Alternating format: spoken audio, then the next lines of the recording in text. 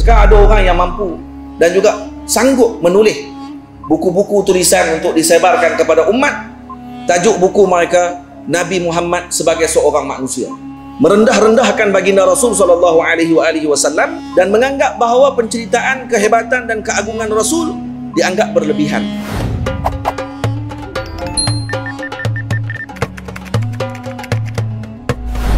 Assalamualaikum warahmatullahi wabarakatuh. Alhamdulillahi rabbil alamin. Wassalatu wassalamu ala asyrafil mursalin Sayyidina wa nabiyyina Muhammad ibn Abdullah Rasulil Amin wa ala alihi wa ashabihi wa man tabi'ahum bi ihsanin ila yaumiddin. Subhanaka la ilma lana illa ma 'allamtana innaka antal alimul hakim. Rabbi shrah li sadri wa yassir li amri wahlul 'uqdatam min lisani yafqahu qawli. Rabbi yassir wa la tu'assir. Rabbi tammim bi khair wa ba'd. Saya muliakan lagi saya kasihi fadil pengurusi majlis. Saya hormati Tuan Mudir Fadil Al-Ustaz Ihsan Maulana Ilyas hafizahullah ta'ala. Saya hormati Tuan Guru Haji Mufaddal Abah Mukhtar Fadil Tuan Guru Ustaz Zulbari Fadil Ustaz Hafiz Sarani, Dr. Hafiz Sarani, Fadil Ustaz Tuan Guru Fatih Maksyam, Tuan Guru Haji Tuan Izzuddin Panjang, para Tuan Guru, Ustaz Mat untuk hadir bersama dengan tuan-tuan guru, para asatizah, para masyayikh yang tidak dapat saya sebutkan satu persatu nama-nama yang hadir tanpa mengurangkan sedikit pun kehormatan dan kemuliaan tuan-tuan semua di sisi Allah Subhanahu wa taala. Kita bersyukur kepada Allah Subhanahu wa taala pada pagi yang penuh dengan keberkatan ini dapat sama-sama kita berkumpul di Pondok Bustanul Arifin, dan semoga dengan perkumpulan kita ini diberikan rahmat dan maghfirah oleh Allah Subhanahu wa taala. Diberikan dengan pandangan rahmat dan nafahat serta fuyudat daripada Allah Subhanahu wa taala. Karena tidak kita berkumpul pada hari ini melainkan hanya semata-mata untuk menyebutkan tentang kisah orang-orang saleh, para salihin yang disebutkan oleh para ulama bi dzikris salihin tatanazzalur rahmat. Menyebutkan tentang orang-orang saleh ini akan diturunkan rahmat Allah Subhanahu wa taala. Hadirin yang dirahmati Allah Subhanahu wa taala sekalian, tidaklah seseorang tadi berkumpul dalam majlis yang disebutkan nama-nama orang saleh, diceritakan perjuangan mereka dan disebutkan manaqib mereka, melainkan padanya terdapat beberapa faedah yang penting untuk kita mengambil faedah tersebut sebagai bekal dalam kehidupan kita. Yang pertama, faedah yang kita dapatkan dengan majlis haul atau majlis maulid atau majlis penceritaan manaqib dan seumpamanya adalah untuk kita mengikuti dan meneladani hal ehwal serta apa yang telah ditunjukkan oleh para salihin, sama ada yang masih hidup ataupun yang telah pergi menghadap Allah Subhanahu wa taala. Sayyidina Al-Imam Ibnul Jauzi rahimahullahu ta'ala telah menyebutkan di dalam kitabnya Saidul Qatir, kata beliau, wa alaikum bimulahadhati siyaris salafi wa mutala'ati tasanifihim wa akhbarihim wal istiksari min mutala'ati kutubihim ru'yatan lahum. Hendaklah kalian, kata Al-Imam Ibnul Jauzi, yakni Al-Imam Abil Faraj Ibnul Jauzi mengatakan, hendaklah kalian melihat dan memerhatikan kepada siyaris salaf, perjalanan para salaf yang terdahulu, perjalanan para pemuka terdahulu, wa mutala'ati tasanifihim, dan melihat kepada tulisan-tulisan mereka, wa akhbarihim, dan khabar tentang mereka, wal istiksari min mutala'ati kutubihim ru'yatan lahum, dan membanyakkan melihat serta memerhatikan dan mengkaji kitab-kitab karangan mereka. Al-Imam Az-Zahabi radhiyallahu taala anhu menyebutkan di dalam kitabnya As-Siyar A'lam An-Nubala daripada Sayyidina Nu'aim ibn Hammad radhiyallahu taala anhu qala kana Ibnul Mubarak yuksirul julusa fi baitihi. Sayyidina Ibnul Mubarak Abdullah selalu duduk di rumahnya beliau, yakni berada di rumah, tidak bertemu dengan orang ramai. Faqila lahu ala tastawhish, tidakkah kamu berasa berseorangan, tak rasa pelik duduk seorang-seorang begini? Faqala kaifa astawhishu wa ana ma'an nabi sallallahu alaihi wa alihi wasallam wa ashabihi. Bagaimana aku ingin berasa bersendirian sedangkan aku bersama dengan Nabi sallallahu alaihi wasallam dan bersama dengan para sahabat Nabi ridwanullah alaihim ajma'in.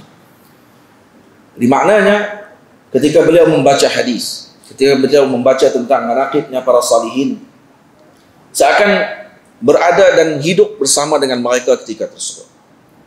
Itu disebutkan oleh Al-Imam Ibnul A'rabi radhiyallahu ta'ala anhu, lana julasa'u ma namallu hadithahum. Kita bersama dengan orang-orang yang duduk dengan kita, kata beliau, ma namallu hadithahum, tidak boring, tidak yamal, maknanya tidak berasa bosan dengan ketika mana mendengar ucapan mereka. Alibba'u ma'mununa ghaiban wa mashhada. Mereka orang yang bijak pandai, yang mereka ini bersifat dengan amanah. Ghaiban wa mashhada, sama ada yang masih hidup ataupun yang telah pergi kepada Allah Subhanahu wa taala. Yufidunana min ilmihim ilma ma madha. Kami mendapatkan ilmu daripada mereka dengan ilmu orang-orang yang terdahulu, yakni ilmu yang terdahulu. Wa aqlan wa ta'diban wa ra'yan musaddada. Dan kami juga mendapatkan daripada mereka akal, ta'diban, peradaban, dan juga pendidikan, wa ra'yan musaddada, dan pandangan yang jitu. Bila fitnatin tukhsha wala su'i ashratin, dan tidak ada fitnah ketika bersama dengan mereka yang kita takuti. Wala su'i ashratin, dan tidak ada buruk pada pertemanan. Wala yuttaqa minhum lisanan wala yada, dan juga tidak kita rasa bimbang dengan lidahnya mereka dan tangan-tangan mereka. Kenapa? Karena berada dengan mereka adalah kebaikan. Fa in qulta amwatun fala anta kadzibun. Kalau kamu katakan mereka yang kami duduk dengannya tadi adalah mati, fala anta kadzibun, kamu tak dikira sebagai penipu. Wa in qulta ahya'un falasta mufannada. Dan kalau kata kamu mengatakan bahawa mereka masih hidup, maka kamu tidak dikira sebagai dhaifur ra'i, maksudnya orang yang lemah pada pandangan. Betul pandangan kamu tadi dan kuat pandangan kamu bahawa duduk bersama dengan orang-orang saleh, khususnya Sayyidus Salihin Nabi kita Muhammad sallallahu alaihi wasallam, maka akan hidup dan sentiasa hidup.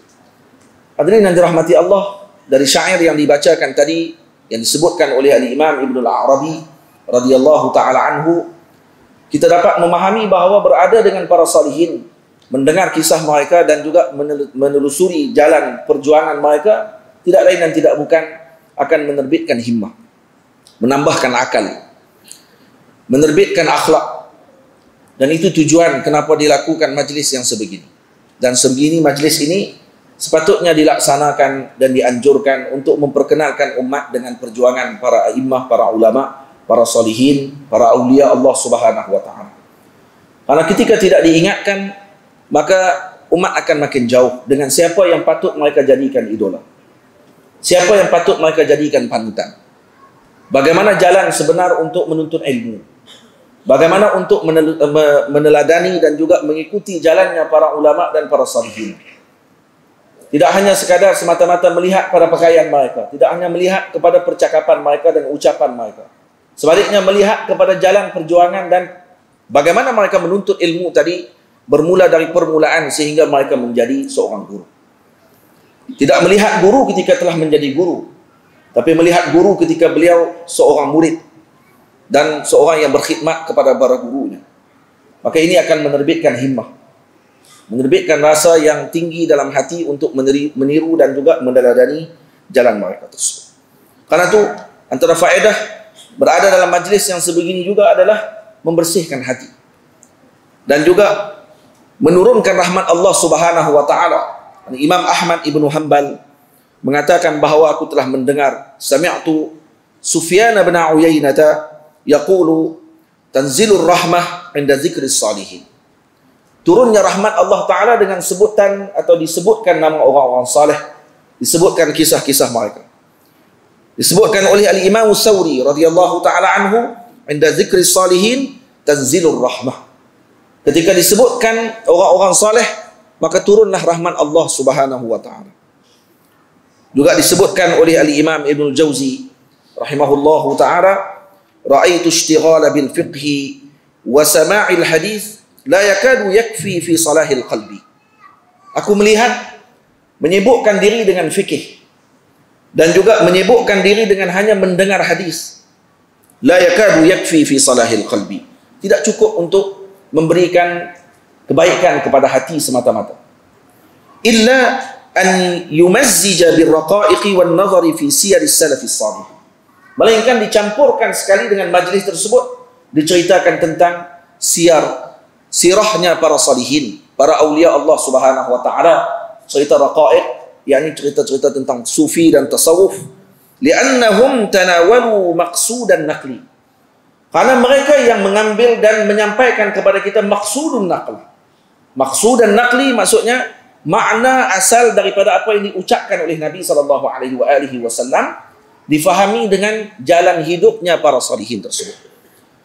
Hadirin yang dirahmati Allah, kalau kita membaca kitab Lawaqih Anwar Al-Qudsiyah fi Uhudil Muhammadiyah karangan Sayyidi Al-Imam Abdul Wahab Sya'rani radhiyallahu ta'ala anhu, Sayyidul Muhaqqiqin, Sayyidul Tariqatain Al-Haqiqah wa Syariah, beliau menyebutkan dalam kitab tersebut bagaimana untuk kita memandang Al-Quran dan hadis Nabi SAW dengan pengamalannya para salihin dan para awliya Allah Subhanahu wa ta'ala. Karena mereka adalah ashabul amal. Mereka yang mengamalkan perkara tadi bukan hanya membaca semata-mata, bukan hanya mendengar semata-mata kalamullah dan kalam Nabi SAW. Sebaliknya mereka menurunkan dan melaksanakan perkara tersebut dalam alam kehidupan realiti. Maka bagaimana untuk kita melihat hadis Nabi difahami dalam bentuk realiti? Dilihat pada kehidupannya para ulama, dilihat pada kehidupannya para salihin dan para awliya Allah Subhanahu wa ta'ala.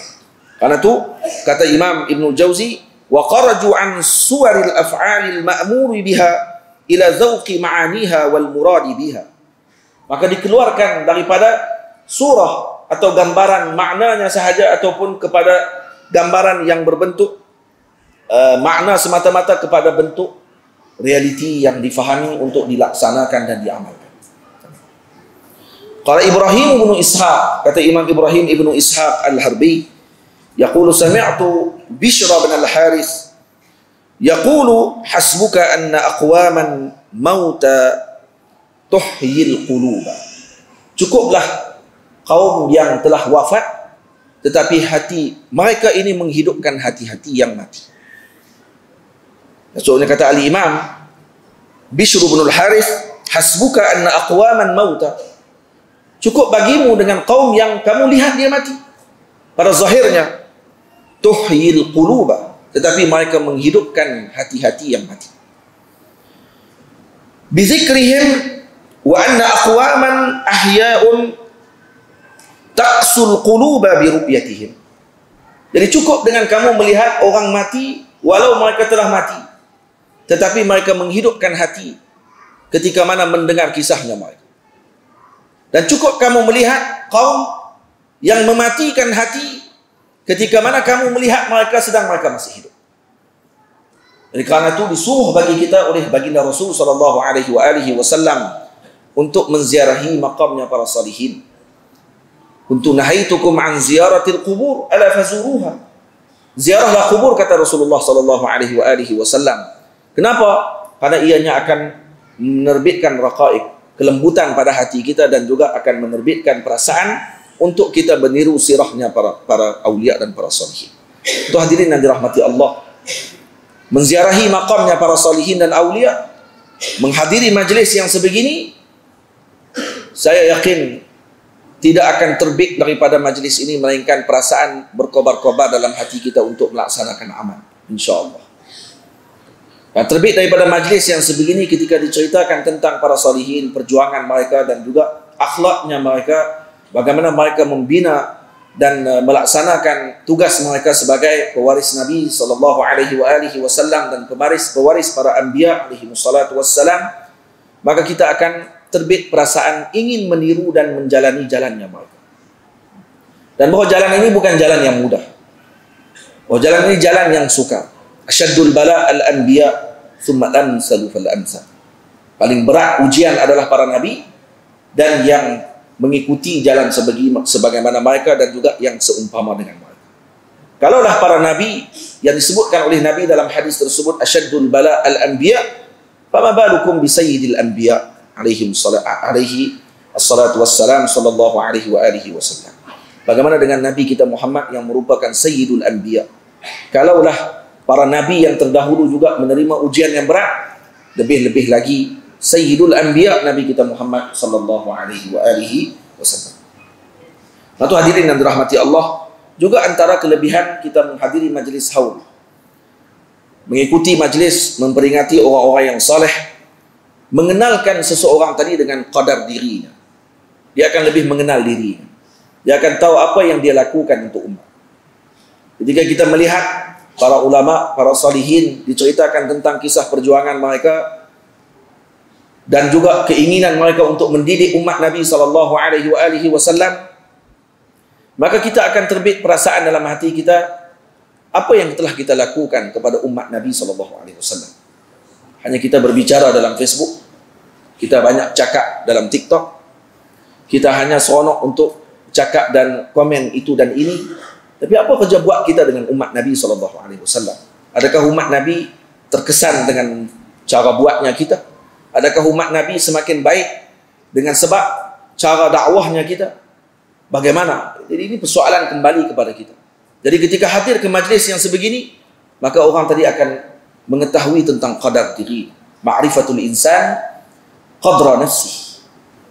Jadi orang boleh mengenal tentang qadar dirinya, tahu bagaimana dia nak meletakkan kedudukan dirinya, tidak berasa lebih daripada orang lain, tak berasa lebih kata dia yang paling buat kerja agama Allah Ta'ala, tak merasa kata dia hanya seorang saja dalam dunia ini yang seolah-olah berjuang di jalan Allah Ta'ala.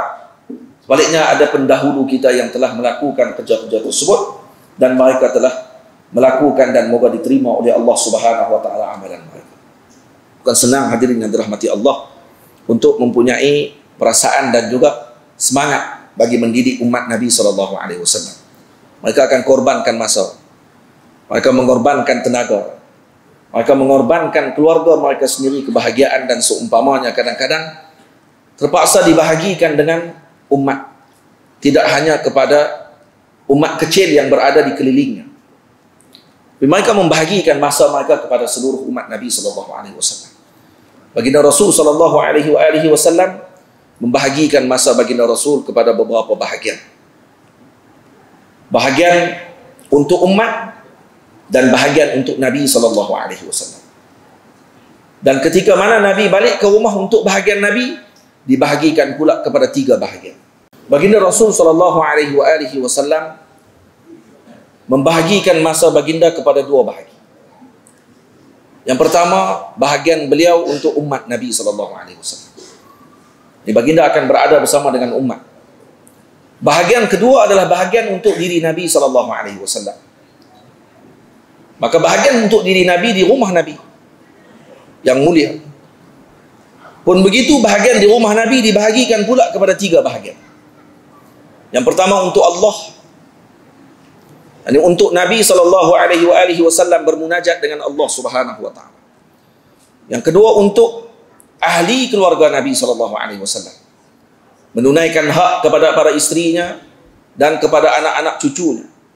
Dan bahagian yang ketiga dibahagikan juga untuk para pemuka umat yang datang dengan tujuan yang lebih khusus dan diberikan peluang kepada mereka untuk datang terus ke rumah baginda Rasul SAW.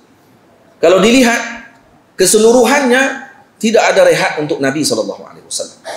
Tidak ada rehat bagi Nabi.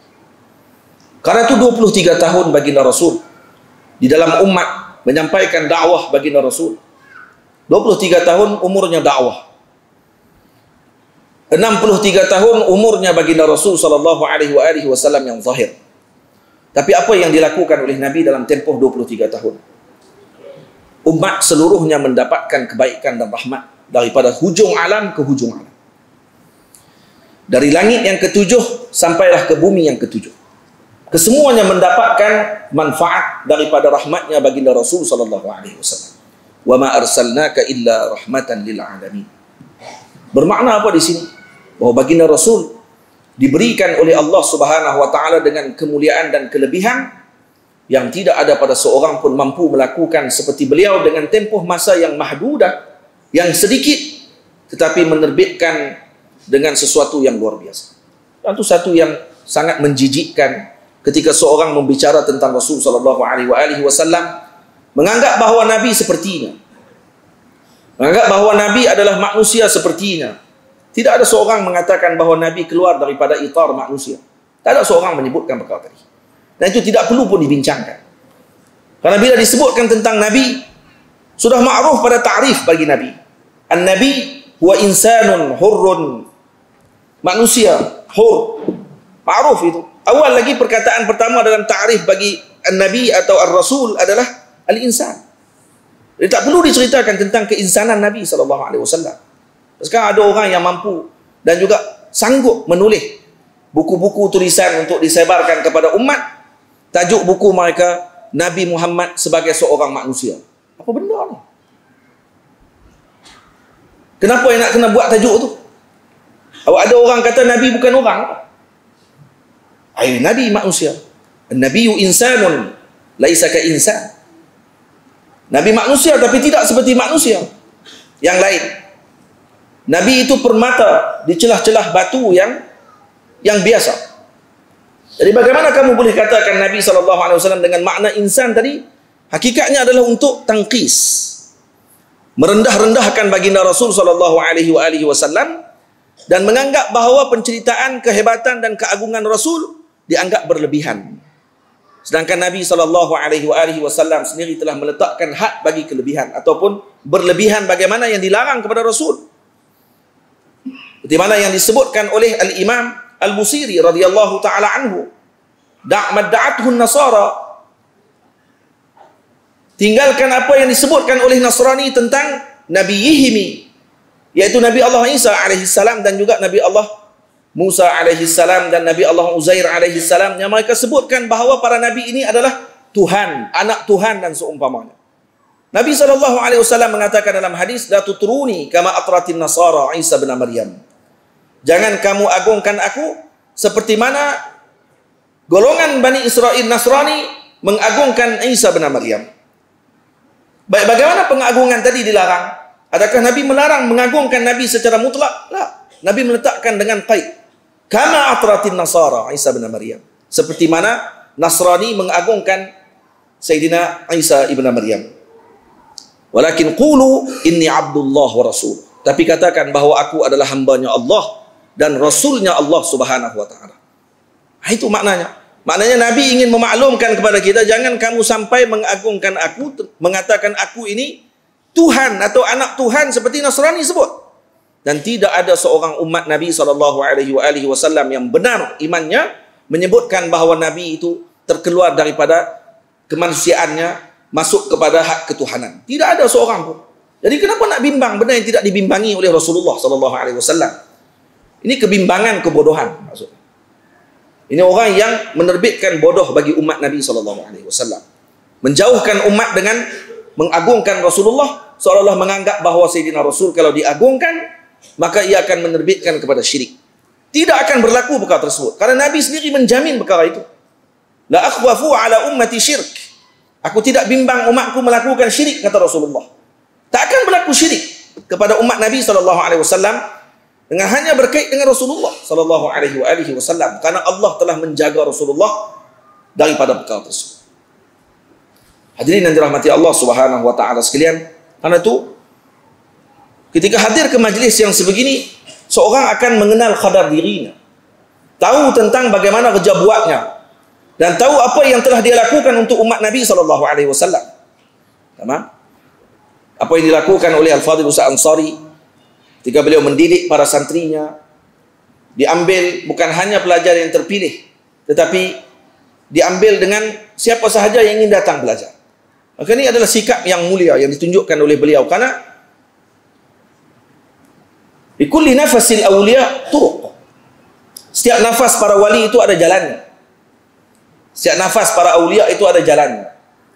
Jadi tidak boleh suatu nafas lagi ataupun satu jalan menelingkah jalan yang lain ataupun mengingkari jalan yang lain. Kalau ada seorang di kalangan ulama memilih jalan ini untuk dipilih bagi mendidik para muridnya, tidak boleh untuk dia menyalahkan jalan yang satu lagi. Kalau jalan tadi masih lagi diiktiraf dan diberikan perhatian oleh junjungan besar Nabi kita Muhammad sallallahu alaihi wasallam. Hadirin yang dirahmati Allah, tidak ada muallim, tidak ada muaddib, tidak ada guru yang paling besar yang mampu mendidik seluruh umat ini dengan apa sahaja bentuk yang datang, melainkan junjungan besar Nabi kita Muhammad sallallahu alaihi wasallam. Dan para guru yang diberikan oleh Allah Subhanahu wa taala dengan mandat untuk memimpin dan juga membimbing umat Nabi Muhammad, tidak lain dan tidak bukan mereka telah mendapatkan cebisan daripada nur Nabi kita Muhammad sallallahu alaihi wasallam untuk memimpin umat Nabi sallallahu alaihi wasallam. Tentu mereka disebutkan sebagai pewarisnya Nabi. Al-ulama warasatul anbiya. Karena mereka mewarisi nurnya Nabi sallallahu alaihi wasallam. Mewarisi kecahayaan Nabi untuk memberikan pencerahan kepada umat Nabi sallallahu alaihi wasallam. Ada yang mampu mengubah batu menjadi sesuatu yang bening, lembut, halus. Seperti mana yang disebutkan oleh Nabi SAW ketika Nabi SAW berbicara dengan Uhud. Uhudun jabal, yuhibbuna wa nuhibbu. Uhud itu bukit. Dia mencintai kami dan kami mencintai. Maknanya, baginda Rasul, perhatian baginda Rasul bukan hanya dengan umat yang berbentuk jasadi kita ini sahaja, yang ada qalbun, tetapi juga kepada batu-batuan, pokok-pokok, jamadat dan seumpamanya, kesemuanya ta'alluq dengan baginda Rasul sallallahu alaihi wasallam. Nabi syaitani, maknanya Nabi adalah suatu yang luar biasa dan di peringkat yang seterusnya tidak boleh untuk kita bandingkan. Cuma kita mengambil sedikit daripada perjalanan dan apa yang telah ditunjukkan oleh junjungan besar Nabi kita Muhammad sallallahu alaihi wasallam tersebut.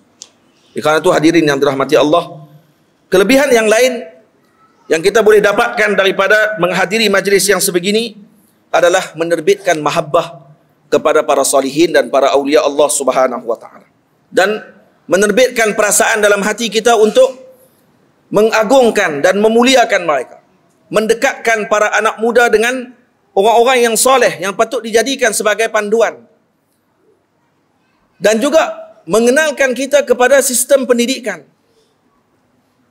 untuk kita tabadul maklumah, bertukar-tukar maklumat dan juga mengambil faedah daripada madrasah-madrasah yang telah didirikan. Ini faedah bagi orang yang mengambil faedah. Tidak datang dengan melihat zallat, kekurangan-kekurangan, sebaliknya mengambil kelebihan-kelebihan dan dijadikan perkara tersebut sebagai panduan dalam kehidupan mereka dan dalam keadaan untuk mereka membimbing dan mendidik umat Nabi sallallahu alaihi wasallam. Dan karena itu hadirin yang dirahmati Allah, kita doakan moga Allah Ta'ala memberikan kemajuan kepada Pondok Bustanul Arifin dan seluruh pondok-pondok yang mana didirikan untuk membimbing umat Nabi SAW bagi mengenalkan umat ini kepada Allah dan Rasul SAW. Karena dengan niat untuk mengenalkan umat kepada Rasul, mengenalkan umat kepada Allah, ini pasti tidak akan disia-siakan oleh Allah Subhanahu wa taala.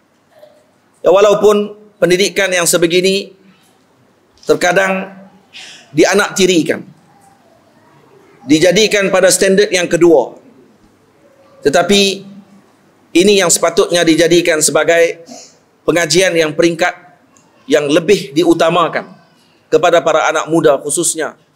Anak hadirin yang dirahmati Allah, seperti yang kita sedia maklum bahawa penyakit yang paling besar pada akhir zaman ini adalah kejiwaan. Dan ramai anak-anak muda yang tidak ada panduan, jangan kata muda, yang tua pun kadang tidak ada panduan pada jiwa mereka tadi untuk dibimbing. Hingga akhirnya dilihat keadaan kita sekarang ini adalah dengan dilihat pada media sosial dan juga keadaan masyarakat kita yang semakin parah. Dan buktinya kalau kita nak lihat keadaan pemuda kita dan juga masyarakat pada waktu ini, dilihat dengan apa yang mereka war-warkan dan mereka sibukkan pada waktu sekarang. Kalau tuan-tuan perasan, sekarang disibukkan umat dengan apa? Dengan harta, dengan material. Dianggap sebagai kejayaan besar. Kalau anak-anak muda mampu memiliki keuangan yang banyak dengan menjadi YouTuber. Betul tidak?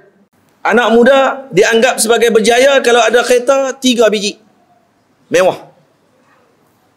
Anak muda dianggap berjaya kalau kata mereka mampu untuk menjadi seorang yang berjaya dalam TikTok.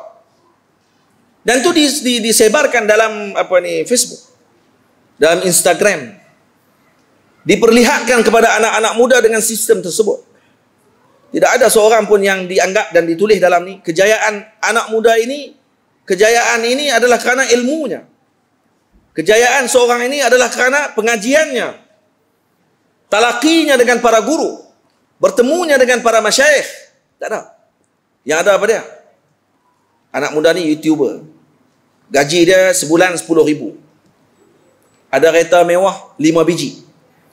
3 biji simpan untuk pergi ke pasar, 2 biji lagi untuk pergi balik kampung. Bawa kereta dengan duduk kaki. Jadi itu yang dibangga-banggakan. Dan akhirnya anak muda kita sudah kehilangan pandu arah. Itu yang kita lihat. Sampai ada yang tidak mau lagi menyambung pelajaran. Cukup untuk jadi gamers. Cukup untuk jadi YouTuber. Cukup untuk jadi TikTokers. Dan seumpamanya adalah kerana apa? Kerana pengaruh yang telah disebarkan oleh media massa kita. Malah sebahagian daripada pemimpin-pemimpin juga mengangkat kelompok ini dan dijadikan sebagai ikon dalam anak muda. Jadi siapa yang nak salah sebenarnya? Kita kena tanya diri kita balik. Tak kira daripada parti mana pun. Maksudnya yang diangkat pada ketika tersebut adalah yang berbentuk material.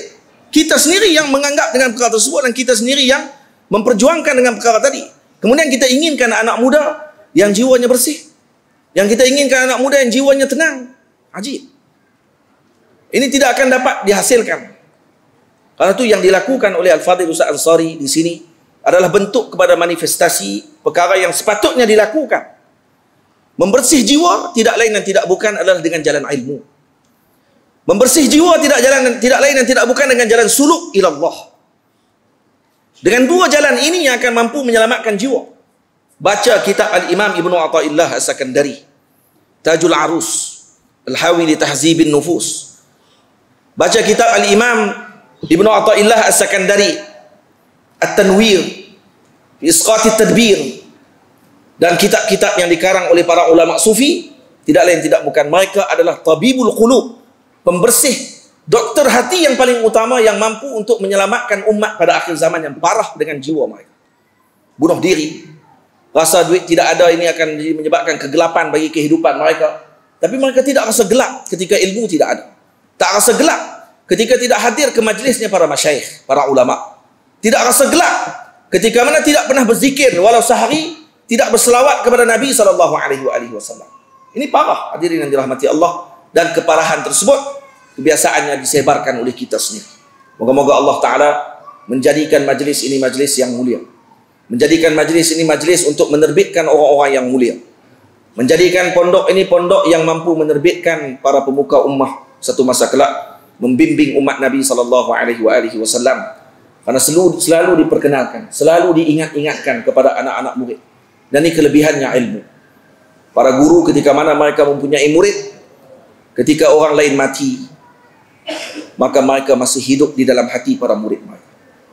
Ketika orang lain telah wafat, mereka masih lagi disebut-sebut seakan masih berada di keliling kita. Ini lebihnya para ulama, ini lebihnya para guru, ini lebihnya orang-orang yang berjuang karena Allah Subhanahu wa Ta'ala, orang yang bergerak dan melakukan kerjaan tidak lain dan tidak bukan untuk mendapatkan naungan rahmat daripada Allah mendapatkan redanya Nabi kita Muhammad sallallahu alaihi wasallam. Saya tidak berniat untuk memanjangkan ucapan. Moga-moga Allah Ta'ala memberkati majlis ini. Moga Allah Ta'ala memuliakan Al-Fadhil Ustaz Ihsan dan ibunda beliau, juga kepada keluarga beliau yang bertumpus lumus meneruskan perjuangan tersebut. Dan saya juga bila melihat suasana ini, saya juga ada pondok. Bila kita ada pondok, kita juga berasa dalam hati alangkah indahnya kalau perjuangan kita juga nanti diteruskan oleh anak kita sendiri, oleh anak-anak cucu kita sendiri, berfaham, bermanifestasi seperti ayahandanya, berkeinginan, bercita-cita seperti cita-cita ayahnya, berkehendak dan mengikuti jalan seperti ayahnya. Tidak hanya berbangga dengan keturunannya. Ayahnya guru, maka saya menumpang dengan guru tadi, akhirnya menjadi garu. Jadi guru jadi tok garu tu kan. Jadi garu duit orang, garu apa semua sekali. Itu yang duduk. Tak kita inginkan keluarga kita juga meniru jalan tersebut. Itu kata Imam Abdul Wahab Sya'rani, antara ujian paling besar adalah kepada anak-anak para guru. Karena apa? Karena mereka melihat kemuliaan pada ayahanda mereka. Berbeza dengan anak-anak petani, berbeza dengan anak-anak orang biasa. Mereka menjadi seseorang yang luar biasa karena mereka tidak berpandu kepada kebiasaan ayahnya. Tetapi mereka melihat bahawa kemuliaan tadi dengan ilmu, maka mereka menuntut ilmu dengan sungguh-sungguh. Tapi berbeza dengan anak-anak guru, anak-anak para ulama, diuji oleh Allah Subhanahu wa taala. Karena apa? Karena mereka sejak lahir melihat ayahnya dimuliakan. Akhirnya dia terlupa ayahnya dimuliakan karena ilmu, bukan karena ayahnya, bukan karena zatnya semata-mata, saya kata. Tapi karena ilmu yang telah dituntut, karena perjuangan yang telah dia lakukan.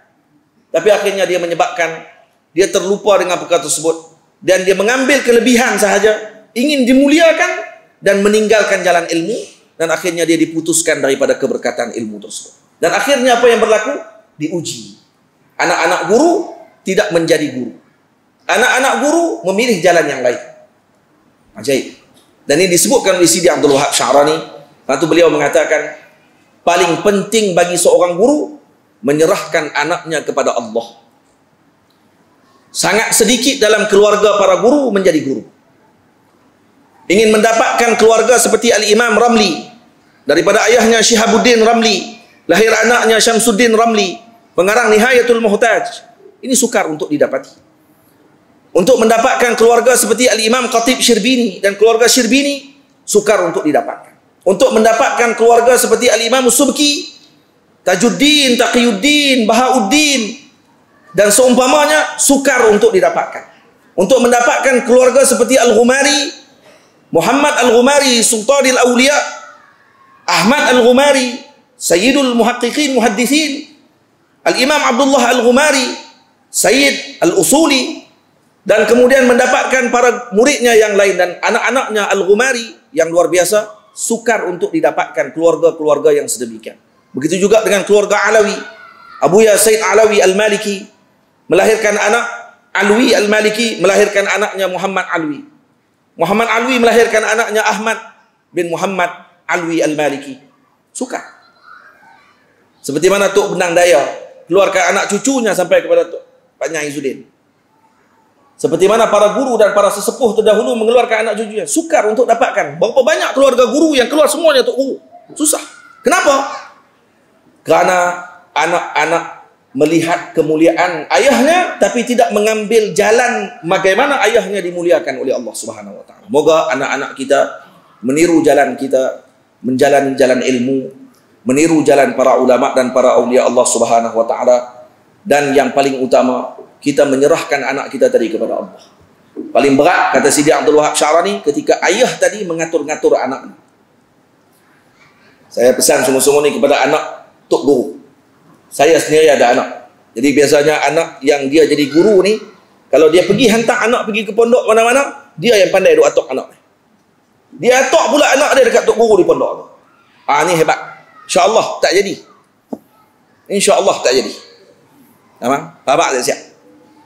Nak bagi jadi, ayah tadi kena rendah diri. Walau dia Tok Guru, kena pergi ke pondok orang lain hantar anak, dia kena rendah diri, anggap kata dia tidak ada apa-apa waktu itu. Diserahkan anak dia kepada gurunya. Seperti mana dia dulu diserahkan oleh ayahnya kepada guru, sehingga dia jadi guru, begitu jugalah dia dengan guru kepada anaknya. Barulah anak tadi akan jadi guru insya-Allah. Tapi ketika kamu mengatur-ngatur anakmu, insya-Allah anakmu tidak akan diaturkan. Dan malah mungkin nanti dia pula yang akan mengatur kamu pada masa akan datang. Semoga Allah Ta'ala menjaga niat-niat kita dan memberikan kepada kita dengan himmah aliyah. Dan Allah Ta'ala rahmati Al-Fadhil Ustaz Ansar, pengguru Ustaz Ansari, dan juga kepada para teman beliau, dan juga para guru-gurunya, para muridnya yang berada di sini. Semoga Allah Ta'ala kurniakan kebaikan dan kerahmatan kepada kita semua, juga kepada para istrinya. Wassallallahu ala sayyidina Muhammad wa ala alihi wa sahbihi ajma'in. Walhamdulillahi rabbil alamin. Saya minta maaf kalau ada terkasar bahasa dan tersalah dalam bicara saya. Assalamualaikum warahmatullahi wabarakatuh.